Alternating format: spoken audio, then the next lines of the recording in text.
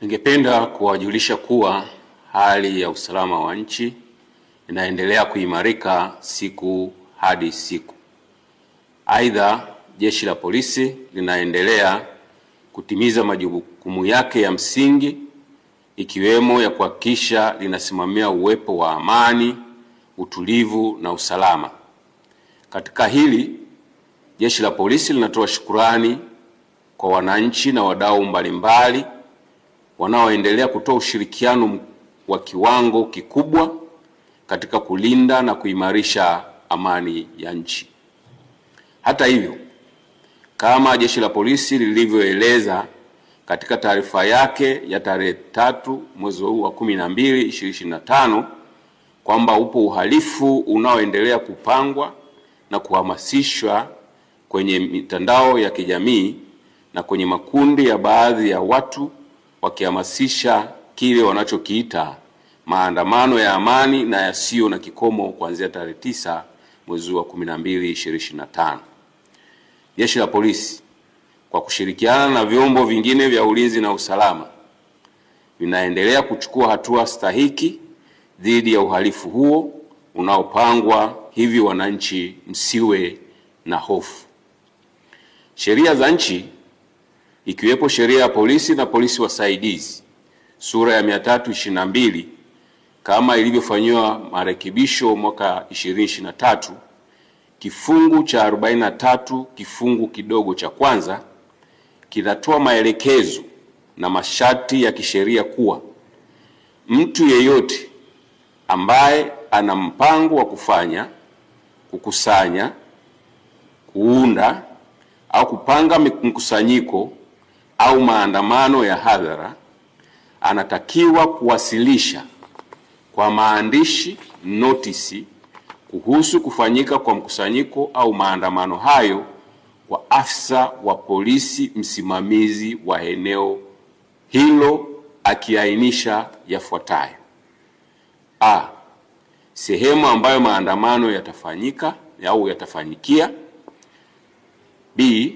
muda yatakapofanyika; C, madhumuni ya maandamano hayo; na D, maelezo mengine kama waziri atakavyotangaza kwa notisi mara kwa mara kwenye gazeti la serikali.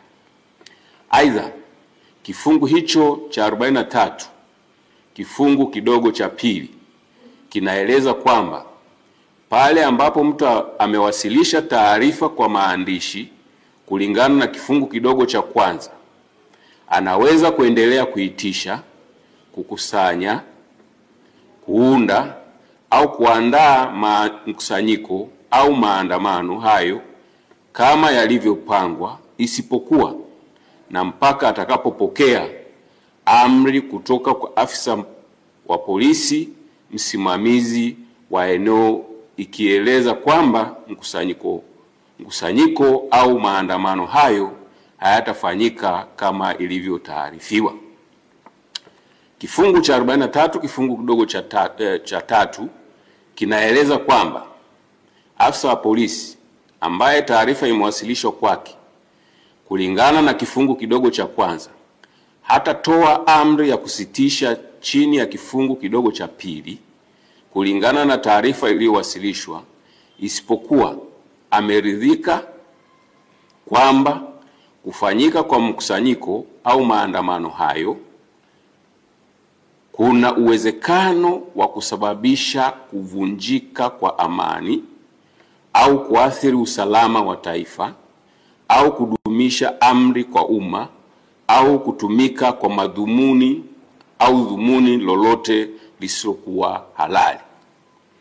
Kulingana na ufuatiliaji wa kina uliofanywa na unaoendelea kufanywa kwenye mitandao ya kijamii na kwa watu mbalimbali, na mbinu zinazohamasishwa zitumike kuanzia siku hiyo ya maandamano ya tarehe 9 Disemba 2025 kama ilivyoelezwa katika taarifa ya Jeshi la Polisi ya Disemba 3 2025 kuwa wanahamasisha kufanya yafuatayo: siku hiyo ya maandamano yasiyo na kikomo, yani tarehe 9 mwezi wa Disemba 2025, wanaelekezana ambaye hajui kutumia silaha na hajapitia mafunzo siku hiyo asishike silaha, wawaachie waliopata mafunzo ya matumizi ya silaha.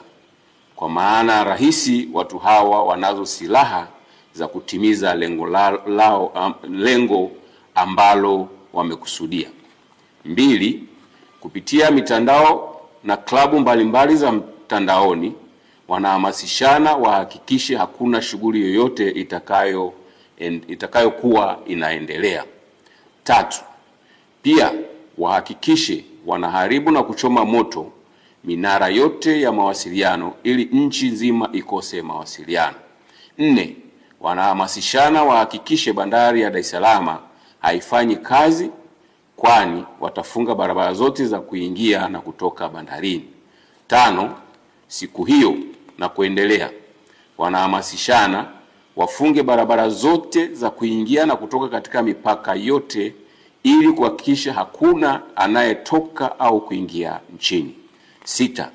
Wanahamasishana kama vijana wakapore mali za watu kwa sababu wanacho kisingizio kuwa wana njaa. 7. Uhamasishaji huo umekwenda mbali zaidi kwa kuhamasisha siku hiyo waende pia kwenye mahospitali ili kuzuia huduma kwa wagonjwa zisitolewe, kwani wakifanya hivyo nchi itasimama. 8. Pia wanahamasishana kuwa watahakikisha wanawafuata popote walipo watumishi wa serikali ili wawadhuru. 9. Wakati hayo yakiendelea kwenye mitandao ya kijamii, tumesikia matamko mbalimbali na wanaoyatoa wanasema wanaohamasisha na wanaohamasishwa wakiandamana siku hiyo tutawakuta wamekatana vichwa huko mitaani. 10. Wapo wengine wameapa na kutamka watakaoandamana wasifike kwenye mitaa yao, kwani watawashughulikia ipasavyo. 11. Wengine wanasema hawatakubali tena kupata hasara walioipata tarehe 29 mwezi wa 10 2025 na siku hiyo na siku zilizofuata, hivyo watahakikisha tarehe 9 mwezi wa 12 2025 na kuendelea wanalinda maisha yao, familia zao na mali zao ili asitokee mtu wa kuwazuia kuendelea na shughuli zao. 12. Wengine wanauliza wanaohamasisha maandamano yasiyo na kikomo ni haki ya aina gani hiyo?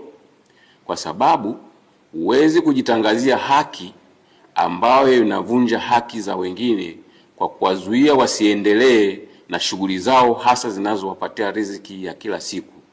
Kwani mtu anapotoka na akajihusisha au akajishughulisha katika shughuli halali ndio mkono unaingia kinywani. Ukinizuia kutoka unavunja haki zangu na unataka kuniua mimi kwa njaa pamoja na familia yangu na wategemezi wangu. Hivi sasa wameongeza lingine wakihamasishana siku hiyo wabebe petroli kwenye chupa.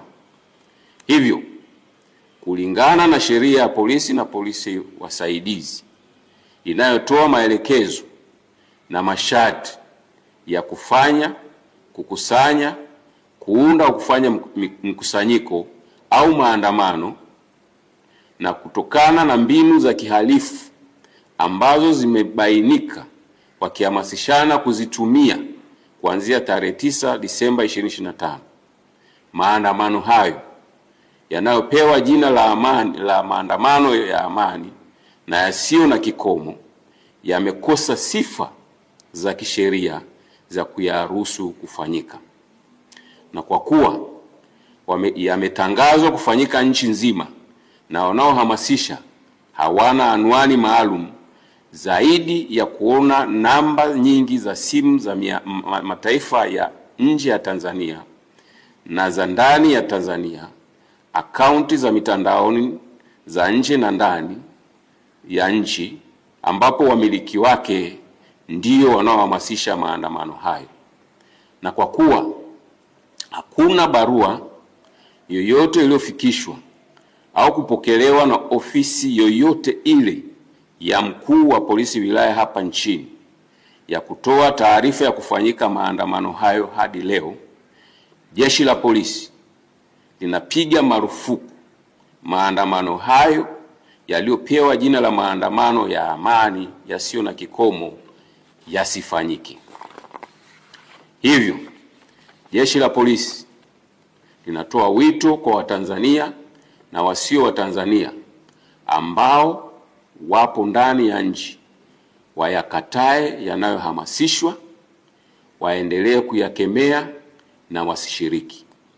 Aidha, Jeshi la Polisi linatoa wito kwa Watanzania wote pale watakapoona jambo lolote lisilo la kawaida au lenye viashiria vya kiuhalifu au la kuhatarisha amani na usalama wa nchi yetu, wasisite kutoa taarifa kupitia simu namba 111 112 0699 998899 au 0787 66 83 06 au kwa ujumbe kupitia kiunganishi cha mfumo wa kutoa taarifa, yani taarifa.tpf.go.tz.